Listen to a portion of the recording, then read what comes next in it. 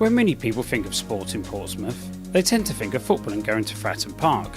But today, I'm at rugby camp to catch up with Hugh Chalky White and Pauline French to find out more about Portsmouth Rugby Football Club.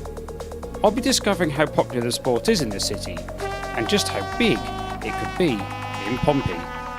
Chalky, good to meet you. And you, nice to meet you. Tell us a bit then about the history of Portsmouth RFC. Well, we've been going quite a while, actually. We date right back to 1886. Back in those days, there were two clubs playing rugby in the Portsmouth area. There was the Victoria Football Club and the Southsea Football Club, and they amalgamated in '86 to form Portsmouth Rugby Club. And we've been playing rugby on and off since then, since 1886. We are quite proud that we are a good 20 years older, if you like, than our Portsmouth Football Club neighbours, Pompey Football Club down the road. I think they only started in 1900. They're very much newcomers.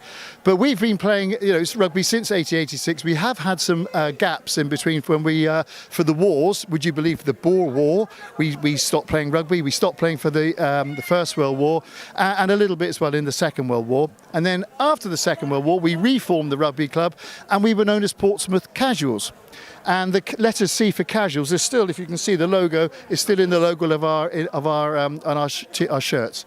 So we've been here. We're very, very proud to be the City Club. Our hashtag is One City, One Club. And in the last sort of 25 years, we've developed not only the ladies' game, our own senior men's team is doing very well, but our ladies, our Valkyries, as we call them, we have two Valkyries teams, and that's really taken off. Women's rugby has really taken off in the last few years, but we started it 25 years ago. Fantastic. So how many different teams are there here at Norway Road? Well, we have a junior section that goes from under 4s all the way up to the Colts, which are under 18s. We have 3, sometimes 4 senior men's teams, first, second, third, fourth team. And we also have a vets team that plays occasionally. Sundays, the ladies play, the women play on a Sunday, as I say, the Valkyries. And as I say, they run 2 teams. But I have to say, we have been a little bit affected by the pandemic.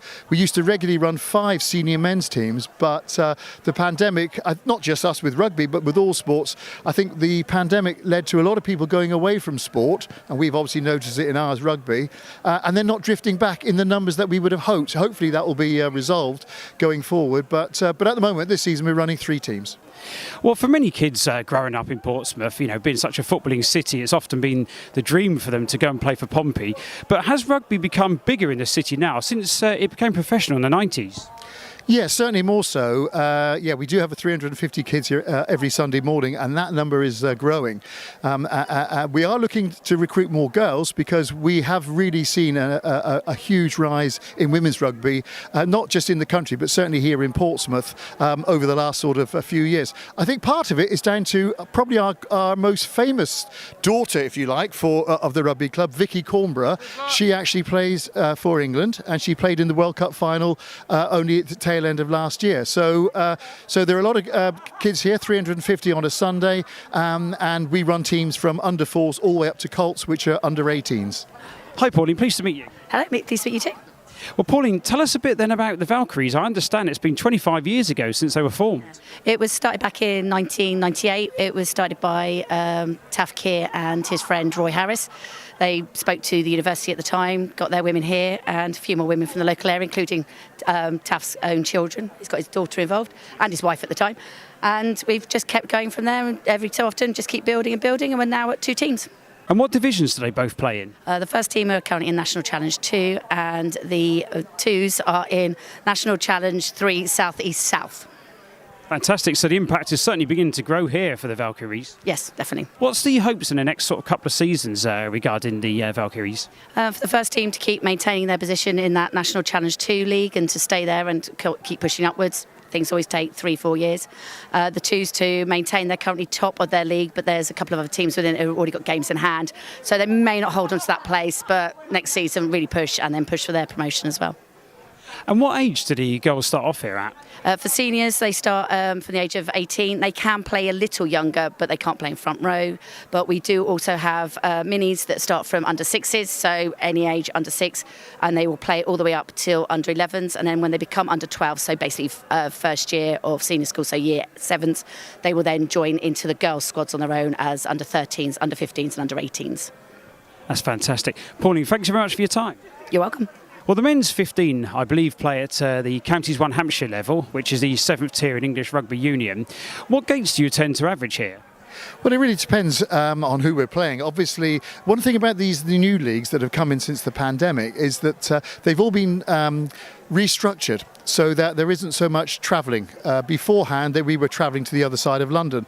So there are a lot more what we call local derbies now with this new structure. And today we're playing, we're hosting Gosport and Fareham.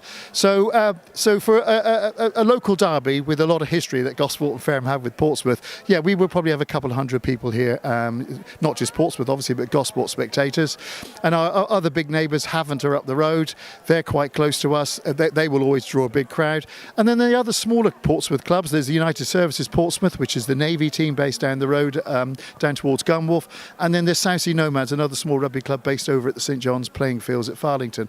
And then if you go to Fareham have got their own rugby team. There's Gosport and Fareham and another team, Fareham Heathens. So you can see there's a lot of rugby. And if you include the university team, there's a lot of rugby in a very smaller sort of location that's played here. And we get a lot of people coming up to support.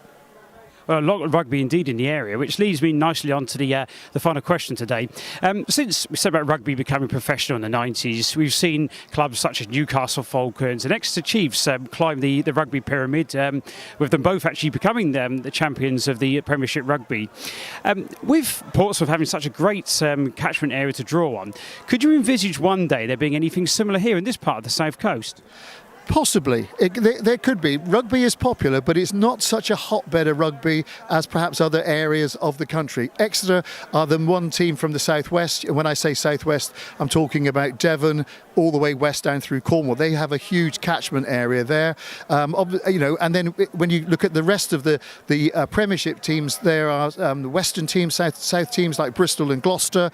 And then there's a core set in the Midlands. So again, there's nothing in Hampshire. There's a couple of rugby clubs, Harlequins, and London Irish at the moment.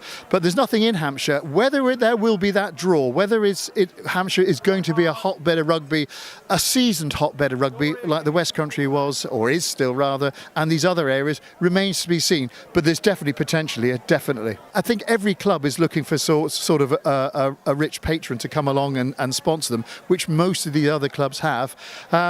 But yeah, I think it just needs someone to see the vision, perhaps here in Hampshire, and go with it.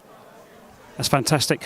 Well, thank you very much for your time today, Chalky. I'll let you go and enjoy this afternoon's local derby with Gosport and Fareham. Well, that's it for today, everyone. Thank you very much for watching, and tune in again soon for more PL Presents.